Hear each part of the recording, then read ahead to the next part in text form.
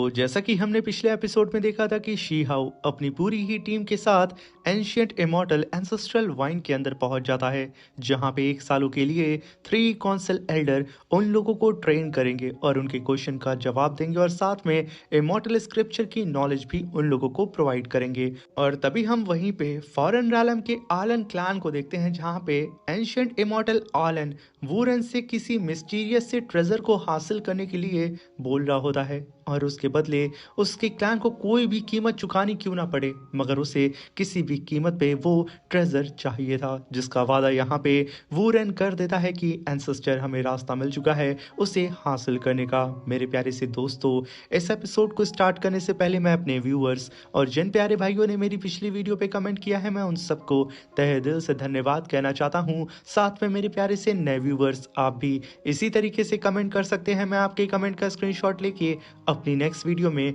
उसे शो जरूर करूंगा। साथ में मेरे प्यारे से दोस्तों, एक इम्पॉर्टेंट न्यूज, शी हाउ की मूवी आ चुकी है, वो भी 2 घंटे की। और अगर आप लोग इसे देखना चाहते हैं सबसे पहले, तो दोनों ही वीडियो पे मेरी 2K लाइक और 1000 कमेंट कंप्लीट कर दें। सबसे पहले मैं आप लोगों के लिए वीडियो अपलोड कर दूंगा। और अब बिना देर किए मेरे प्यारे से दोस्तों, इस शानदार से एपिसोड को हम यहाँ पे स्टार्ट करते हैं, इसलिए अपनी कुर्सी की पेटी बांध लें। इस एपिसोड की स्टार्टिंग में हमें ट्रेजर लैंड का सीन दिखाया जाता है, जहाँ पे फर्स्ट काउंसिल एल्डर कहते हैं कि सभी लोग अपना अपना कल्टीवेशन ग्राउंड चुन लो और फौरन अपनी ट्रेनिंग यहाँ पे शुरू करो, वक्त बहुत कम है। तभी हम वहाँ पे ट्रेजर लैंड के एकदम मिड में एक प्यारा सा भव्य महल देखते हैं, जो कि असल में इस पूरे ही ट्रेजर लैंड का आकर्षण का केंद्र होता है, जहाँ पे जिन फैमिली के कुछ कल्टीवेटर सबसे पहले पहुंच जाते हैं और उनके पीछे पीछे जैसे ही कुछ अदर कल्टीवेटर आते हैं, तभी जिन फैमिली के कल्टीवेटर कहते हैं कि ये पहाड़ हमने सीनियर ब्रदर जिन हान के लिए रिजर्व कर लिया है, सारे निकम्मे लोग यहाँ से तुरंत निकल जाओ। तभी वो बेचारे कल्टीवेटर कहते हैं, तो तुम लोगों को यहाँ पे दूसरों को डराने के लिए और कुछ नहीं मिला है, तुम लोग यहाँ पे सीधा ही अपनी फैमिली की पावर का गलत इस्तेमाल करके सबसे पहले इस जगह को रिजर्व कर ले रहे हो, ये सरासर नाइंसाफी है। अब यहाँ पे इन कल्टीवेटर्स के बीच में बहस हो ही रही होती है, उनके सर के ऊपर से शी हाउ सीधा ही आगे बढ़ते हुए उस ट्रेजर लैंड के ऊपर आके खड़ा हो जाता है और घूर करके उन कल्टीवेटर्स को देख करके अपने ऑरा प्रेशर को रिलीज करता है। उसके ऑरा के ही सामने वो कल्टीवेटर जिन फैमिली के टिक नहीं पाते हैं। और तभी वहां पे जिन फैमिली का वो कल्टीवेटर गुस्साते हुए कहता है, ये तो शी हाउ है, आखिर वो सबसे आगे कैसे जा सकता है, हमने यहाँ पे सबको मना किया था। मगर वो लोग यहाँ पे कुछ और बोलते, तभी वहां पे एंट्री होती है जिन हान, मिस वोंगजी और उसके कुछ और चेले चपाटों की। तभी हम देखते हैं कि जिन हान को देखते ही वो जिन फैमिली के कल्टीवेटर कहते हैं कि सीनियर ब्रदर जिन हान, हमने ये जगह आपके लिए रिजर्व किया था, ये सुप्रीम ट्रेजर लैंड की सबसे अच्छी जगह है, जहाँ पे चारों ही तरफ काफ़ी भारी मात्रा में स्पिरिचुअल एनर्जी फ्लोट कर रही है, मगर ये शी हाउ का बच्चा यहाँ पे आकर के इस पे कब्जा जमा रहा है। मगर तभी वहाँ पे जिन हान शी हाउ की तरफ देखते हुए कहता है कि शी हाउ, तुम्हारी बैटल अचीवमेंट के बारे में मैंने काफी कुछ सुना है, सच में वो काफी ज्यादा प्रभावशाली है, मगर अगर मौका तुम्हें हो तो क्यों ना कभी हम एक दूसरे को आजमा लें। वहीं पे शी हाउ मुस्कुराते हुए ऊपर से ही उसकी ओर देखते हुए कहता है कि अगर तुम लड़ना चाहते हो तो आकर के फिर लड़ लो ना, आखिर मौके का इंतजार क्यों, या फिर तुम्हें डर लग रहा है जिनहान कि इस वक्त तुम मुझसे बेहतर नहीं हो, अगर ऐसी बात है तो तुम सबके सामने एक्सेप्ट कर सकते हो। जिनहान यहाँ पे हद से ज्यादा गुस्सा हो जाता है और वो यहाँ पे शी हाउ का जवाब देता उससे पहले ही फर्स्ट और थर्ड और सेकंड काउंसिल एल्डर की एंट्री होती है। फर्स्ट काउंसिल एल्डर कहते हैं कि तुम यंग लोगों की तीखी सोच अच्छी होती है, लेकिन असली रास्ता कल्टीवेशन का होता है जिनहान, और तुम अभी तक अपने ट्रेजर लैंड को नहीं ढूंढे हो। जाओ सबसे पहले अपने ट्रेजर लैंड को ढूंढो, वक्त बर्बाद मत करो। अब यहाँ पे फर्स्ट काउंसिल एल्डर की बात को सुनकर के शी हाउ हंसने लगता है। जिनहान ना चाहते हुए भी गुस्सा करके अपने साथियों के साथ उस मेन ट्रेजर लैंड से दूर हट जाता है अपने लिए दूसरी सुटेबल प्लेस को ढूंढने के लिए। मगर वहीं पे जिन फैमिली का वही बेवकूफ कल्टीवेटर कहता कहता है कि यहाँ पे तो हम लोग शी हाओ के बच्चे का तो कुछ बिगाड़ नहीं सकते हैं, मगर हाँ इसके साथियों का तो बिगाड़ सकते हैं ना। चलो फिर सबसे कमज़ोर साथी को ढूंढते हैं और उसे बुली करते हैं। अब यहाँ पे इन दोनों ही बेवकूफ़ों के ऊपर नज़र शी हाओ की होती है, मगर इन दोनों ही बेवकूफ़ों को नहीं पता होता है कि शी हाओ अभी भी इन लोगों को नोटिस कर रहा है। शी हाओ देख रहा होता है कि आखिर ये लोग कहाँ जा रहे हैं, और तभी वो लोग सीधा ही होंग और रैबिट गर्ल के प्लेटफॉर्म के ऊपर आके खड़े होके कहते हैं कि देखो हमें हमारा शिकार मिल गया। वहीं पे होंग कहता है कि ये जगह बुरी नहीं है। क्या कहती हो रैबिट गर्ल, यहाँ पे स्पिरिचुअल एनर्जी बहुत ज़्यादा है। वहीं पे रैबिट गर्ल होंग से कहती है कि लगता है इस बार हमारी किस्मत अच्छी है, चलो फिर कल्टीवेशन करते हैं। मगर उन लोगों को नहीं पता था कि उनके पीछे एक खतरा आ रहा है।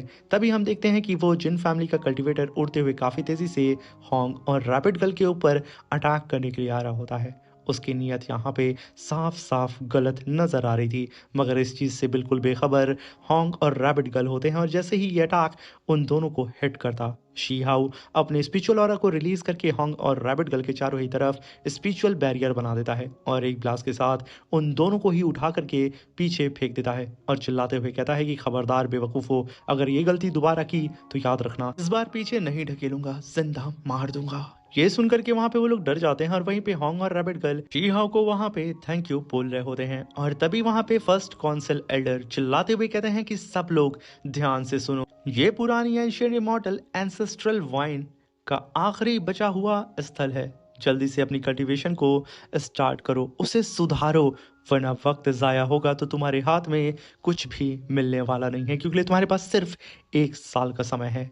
वहीं पे हम सारे कल्टीवेटर्स को देखते हैं जो कि अपनी कल्टीवेशन करने के लिए बहुत ही तेज़ी से इधर उधर भागने लगते हैं। तभी हम वहाँ पे शी हाओ को देखते हैं जो कि इस ट्रेजर लैंड के मेन पैलेस के प्लेटफॉर्म के ऊपर बैठा होता है। तभी वहां पे शी हाओ अपने पास से इमॉर्टल स्क्रिप्चर जेड बाहर निकालता है, जिसे शी हाओ ने डीमन वर्ल्ड से हासिल किया था। तभी शी हाओ उसे निकालने के साथ अपने पास्ट की मेमोरी को याद करता है कि किस तरीके से वो उस कॉफिन को खोल करके इस ट्रेजर को बाहर निकालने की कोशिश कर रहा था, मगर उस टाइम उसकी कल्टीवेशन लेवल कम थी, इसलिए उसने पूरे कॉफिन को ही उठा लिया था। जहाँ पे शी हाओ की खातिर डीमन क्लैन के एंसेस्टर ने उस कॉफिन को खोला था और उस ट्रेजर को निकाल करके शी हाओ को गिफ्ट किया था। तभी वहां पे शी हाओ कहता है कि अब वक्त आ गया है उस जेड स्क्रिप्चर को समझने का जो मुझे इमॉर्टल एंशिएंट रूइंस से मिला था। ये कहने के साथ शी हाओ अपनी स्पिरिचुअल पावर से उस स्क्रिप्चर को ओपन करते हुए कहता है कि जब तक मैं वर्चुअल दाओ रेलम तक नहीं पहुंचा, मैं इस स्क्रिप्चर को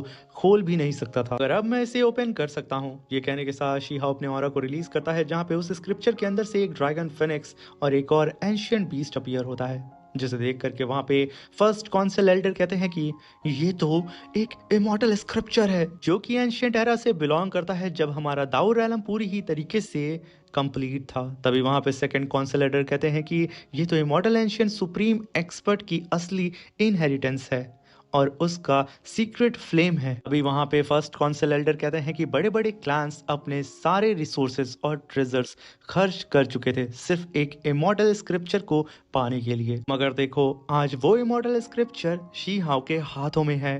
तभी वहां पे हम शी हाओ को देखते हैं जिसका ऑरा लगातार बढ़ते जा रहा होता है। आसपास के सारे ही कल्टीवेटर्स की भी नजर अब शी हाओ के ऊपर पड़ जाती है। सब के सब अपनी आंखों को शी हाओ से हटा ही नहीं पा रहे होते हैं। वहीं पे होंग कहता है अपनी कल्टीवेशन करते हुए बस आदत डाल लो, अपना माइंड सेट नॉर्मल रखो और ब्रदर शी हाओ इस इमॉर्टल स्क्रिप्चर को पूरी ही तरीके से मास्टर कर लो। तभी हम वहां पे शी हाओ के डिवाइन ऑरा को देखते हैं जो कि वक्त के साथ लगातार बढ़ते जा रहा होता है। वहीं पे शी हाओ का थर्ड ब्रदर दूर से खड़े होकर के अपने भाई की सक्सेस को देख रहा होता है और वहीं पे अदर कल्टीवेटर्स भी जो कि अपनी कल्टीवेशन कर रहे थे, वो सब के सब अब शांत होकर के अपनी कल्टीवेशन को बीच में रोक करके शी हाओ को देख रहे होते हैं। सबकी नज़रें एक जगह थम चुकी थी, मगर वहीं पे मिस वोंगजी और चिन हान उनकी भी नज़र शी हाओ के ऊपर पड़ जाती है। वो लोग भी यहाँ पे अपनी कल्टीवेशन को छोड़ देते हैं और मिस वोंगजी वो तो अपना मुंह खोल करके शी हाओ को देखने लगती हैं, जैसे कि उनकी सांसें उनके मुंह में अटक गई हो। तभी शी हाओ अपनी कल्टीवेशन को होल्ड करते हुए कहता है कि मैंने यहाँ उम्मीद नहीं की थी कि फेरी वोंगजी का शौक ताका झांकी का होगा, लेकिन अगर तुम फेरी वोंगजी अपने केओस आर्ट को देने को तैयार हो तो मैं तुम्हें ज़्यादा देर तक अपनी इस इमॉर्टल स्क्रिप्चर को देखने की परमिशन दे दूंगा। मगर तभी वहाँ पे जिनहान जो कि अपनी कल्टीवेशन कर रहा था वो शीहाओ से कहता है कि शीहाओ, जिन फैमिली के पास भी कुछ एंशियंट स्क्रिप्चर हैं, क्या तुम हमारे साथ एक्सचेंज करना पसंद करोगे? तभी शीहाओ कहता है कि कुछ दिन पहले मेरी मुलाकात लेडी जिन ताइजुन से हुई थी। उम्र के बावजूद वो काफ़ी ज़्यादा स्ट्रांग और सतर्क थी। तो मैं उनके क्लान की सीक्रेट टेक्निक टेम्परिंग बोन का यहाँ पे सौदा करना चाहूँगा। मुझे उसमें कुछ ज़्यादा ही दिलचस्पी है। अगर जिन फैमिली मेरा स्क्रिप्चर चाहती है और एक्सचेंज करना चाहती है उस टेक्निक को, तो मैं राज़ी हूँ। बट तुम्हें अगर मंजूर हो तो। तब जिनहान कहता है कि बहुत लोगों ने हमारी जिन फैमिली की एंसेस्ट्रल आर्ट पे नजर रखी है, लेकिन तुम जैसे इतने बेशरम बहुत कम देखे हैं मैंने। अब यहाँ पे शीहाओ और उस जिनहान के बीच में गर्मा गर्मी बढ़ जाती है, जहाँ पे जिनहान का गुस्सा एकदम साथ में आसमान पे पहुंच चुका था। वो सीधा ही शीहाओ के ऊपर अटैक कर देता है अपनी स्ट्रेंज फायर से, जहाँ पे बहुत ही तेजी से आसमान से फाड़ते हुए कुछ थंडर और मिस्टीरियस सी फायर शीहाओ की तरफ बढ़ने लगती है। मगर तभी बीच में थर्ड कौंसल एल्डर अपनी पावर को अनलेश करके जिनहान के अटैक को वहीं पे डिस्ट्रॉय कर देते हैं। उन दोनों से ही कहते हैं कि ऐसे वक्त में भी तुम लोग आपस में लड़ाई कर रहे हो, क्या तुम लोग पागल हो चुके हो? तभी वहां पे शीहा मुस्कुराते हुए अपने हाथ को उस जिहान की तरफ फेरते हुए कहता है कि अरे ठीक है ठीक है ठीक है, सुन, अगर तू देना नहीं चाहता है तो मत दे, मुझे उससे क्या। क्योंकि मुझे यहाँ पे तेरे दो कौड़ी के जिन फैमिली के एंसेस्टर आर्ट की जरूरत नहीं है, मेरे पास इमॉर्टल स्क्रिप्चर है, समझा? अब यहाँ पे बेचारा जिनहान गुस्से में अपने ऑरा को रिलीज करते हुए कहता है कि शिहाओ के बच्चे, कौन विजयी निकलेगा ये अभी देखना बाकी है, इसलिए तैयार हो जा।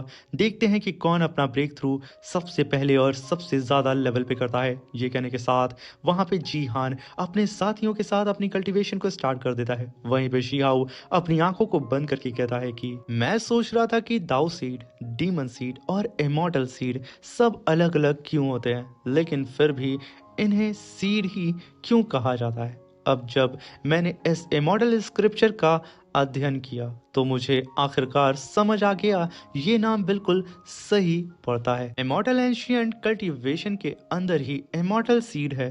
शरीर को एक बीज के रूप में माना जाता है और शरीर के अंदर जितनी गहरी इमॉर्टल सीड की रूट होती हैं, उतनी ही शक्तिशाली दाओ लॉ और इमॉर्टल क्यूआई की पावर हमारी बॉडी से बाहर निकलती है। लेकिन आज के युग में ये इमॉर्टल सीड सिर्फ इतना ही इस्तेमाल होती है कि इंसान ग्रेट दाओ ऑफ हेवन एंड अर्थ से जुड़ पाए। ये तो पूरी तरह उल्टा तरीका है। मुझे अपनी इमॉर्टल सीड और शरीर के बीच का संबंध और ज्यादा गहरा करना होगा। खुशकिस्मती है कि मुझे ये स्क्रिप्चर मिल गया, वरना मैं तो अंधेरे में ही भटकता रहता और अनजाने में जो परिणाम होते वो सोच कर भी आज मुझे यहाँ पे डर लग रहा है। वहीं पे हम शीहाओ की बॉडी पे मल्टीपल क्रैक्स को देखते हैं, मगर वो फिर भी अपनी कल्टीवेशन को आगे करते जा रहा होता है और उसकी दाओ रैलम की अंडरस्टैंडिंग और भी तेजी से अपग्रेड हो रही थी। तभी फर्स्ट काउंसिल एल्डर अपने सामने सभी कल्टीवेटर्स को देख करके कहते हैं कि उन सभी कल्टीवेटर ने यहाँ पे अपना ब्रेक थ्रू कर लिया है और तुम लोग बिल्कुल ड्रैगन एंड फिनिक्स के इक्वल हो, और इतने ही कम वक्त में तुम लोगों ने ग्रेट दाव से खुद को जोड़ लिया है, जिसका परिणाम मुझे काफ़ी ज़्यादा बेहतर नज़र आ रहा है। मैंने यहाँ पे ये सोचा भी नहीं था। वहीं पे हम देखते हैं कि सारे ही कल्टीवेटर अपना ब्रेक थ्रू कर रहे थे, मगर तभी पीछे से एक धमाका होता है। तभी फर्स्ट कौंसल एल्डर के साथ साथ वो दोनों ही कौंसल एल्डर भी पलट करके पीछे देखते हैं। उनके होश उड़ जाते हैं क्योंकि जिन कल्टीवेटर्स ने अपना ब्रेक थ्रू किया था उनके अंदर से सिर्फ हल्का फुल्का ऑरा निकल रहा था। यहाँ पे इन सारे ही कल्टीवेटर्स का ऑरा एक साथ आपस में फ्यूज कर दिया जाए। जो डिवाइन ऑरा उस टाइम निकलेगा वो अकेला ऑरा शीहाओ की बॉडी के अंदर से निकल रहा होता है। वो धमाका इतना ज्यादा खतरनाक होता है कि वो तीनों ही कौंसल एल्डर घबराते हुए, जो कि शीहाओ की तरफ पीट करके खड़े थे, वो पलटते हैं। शीहाओ के डिवाइन ऑरा को देख करके उनके होश उड़ जाते हैं। फर्स्ट कौंसल एल्डर कहते हैं कि शीहाओ ने यहाँ पे तो इमॉर्टल दाओ फाउंडेशन की रूट को ही समन कर लिया है। आखिर ये पॉसिबल कैसे हो सकता है? वहीं पे शीहाओ के चारों ही तरफ एक ड्रैगन, एक पावरफुल फिनिक्स और एक और लेजेंडरी बीस्ट घूम रहे होते हैं, जो कि दर्शा रहे होते हैं इमॉर्टल दाओ फाउंडेशन को। तभी सेकंड कौंसल एल्डर कहते हैं कि इसने तो इमॉर्टल दाओ फाउंडेशन को अपनी बॉडी से ही अपीयर किया है, वो भी अपने अंदर से। तभी थर्ड कौंसल एल्डर कहते हैं कि वो शीहाओ जब भी अपना कदम जिस भी पाथ पे बढ़ाता है, वो पाथ का रास्ता भले ही कितना भी ज्यादा मुश्किल क्यों ना हो, ये बंदा उस रास्ते को भी क्रॉस कर लेता है। ये बात अब सच हो चुकी है, इसने जो जो कारनामे किए हैं वो कारनामे इस एरा में कोई भी नहीं कर सकता है। वहीं पे मिस वोंगजी आंख बबूला हो रही होती हैं शी हाओ की प्रोग्रेस को देख करके। तभी शी हाओ की बॉडी के अंदर से काफी ज्यादा टेरिफाइंग ऑरा बाहर निकल रहा होता है, मगर तभी शी हाओ खुद के ऑरा को सप्रेस करके नॉर्मल खड़ा होता है और सभी लोगों से कहता है कि ये स्क्रिप्चर बहुत गहरा है। अकेले ग्रेट दाव पर चलना उतना ज्यादा उपयोगी नहीं जितना साथ मिल करके चलना है। अंधेरा आ रहा है, हम सबको एक होना पड़ेगा। मैं यहाँ पे अब तैयार हूँ इस स्क्रिप्चर को सबके साथ बांटने के लिए, ताकि हम सब इसे मिल करके समझ करके आगे बढ़ें और अपने दुश्मनों का सामना करें। ये कहने के साथ शीहाओ ने उस इमॉर्टल स्क्रिप्चर को सभी लोगों में बांट दिया होता है। शीहाओ के इस बड़े फैसले को देख करके तीनों कौंसिल एल्डर के एकदम होश उड़ जाते हैं। वहीं पे जिन हान कहता है कि इनहेरिटेंस जिंदगी जितनी कीमती होती है। क्या वो पागल हो चुका है? शीहाओ का दिमाग फिर चुका है, मगर इसे भी यहाँ पे इस मेथड को कल्टीवेट करना था। मगर वहीं पे हम फ्लावर वैली के यंग मास्टर को देखते हैं। शीहाओ का जो नजरिया है वो बहुत ही ज्यादा विशाल है, उसे ये बेवकूफ लोग कभी भी समझ नहीं सकते हैं। वहीं पे होंग चिल्लाते हुए कहता है ये तो हमारी इस एरा की कल्टीवेशन मेथड को भी मजबूत बना देगा, चलो इसे कल्टीवेट करते हैं। वहीं पे शीहाओ अपनी जगह पे खड़े होकर के फ्लावर वैली के यंग मास्टर को देखता है और फिर से अपने मन में कहता है कि बस एक तमन्ना है मेरी, आने वाले लंबे समय बाद भी तुम सब यहीं पे मुझे मिलो, क्योंकि मैं तुम सबको जिंदा देखना चाहता हूँ। इसी के साथ मेरे प्यारे से दोस्तों, ये शानदार सा एपिसोड यहीं पे ख़त्म होता है। वीडियो अच्छी लगी हो तो प्लीज़ चैनल को लाइक शेयर सब्सक्राइब करके हमें सपोर्ट करें और साथ में 2 के लाइक और 1 के कमेंट कंप्लीट कर दें। इसकी मूवी आ चुकी है, अगर आप जल्दी से जल्दी देखना चाहते हैं तो प्लीज़ इस टारगेट को कंप्लीट करें। अब मिलते हैं इसके नेक्स्ट एपिसोड में। Thank you for watching, bye bye, take care.